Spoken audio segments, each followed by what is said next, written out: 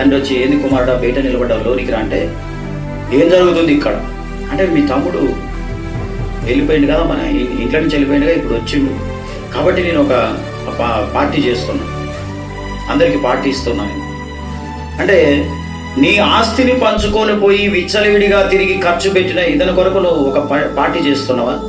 ఎప్పుడైనా నీ మాట జమదాడినా, శేనుకాడి పోండి శేనుకాడి పోయినా, ఏ పని చెప్తే ఆ పని చేసినా నేను, నాకేనాడైనా నువ్వు పార్టీ చేసుకోమని ఏమైనా నాకు ఇచ్చినవా?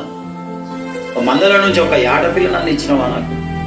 కానీ వీడు నీ ఆస్తి మొత్తం పాడు చేస్తే ఇతనికేమో ఒక పార్టీ చేస్తున్నావు అని ఇంటి బయట నుంచి ఇంట్లోకి రాకుండా బయట నిలబడితే, అప్పుడు బతిలాడుకొని, నానా అట్ట కాదు, నీ తమ్ముడు ఈ నా కుమారుడు చనిపోయి మరలా బతికాడు, తప్పిపోయి దొరికాడు. ఇంతకుముందు మాట వినకపోయేది, బుద్ధి వచ్చింది, ఇప్పటి నుంచి నా మాట వింటాడు.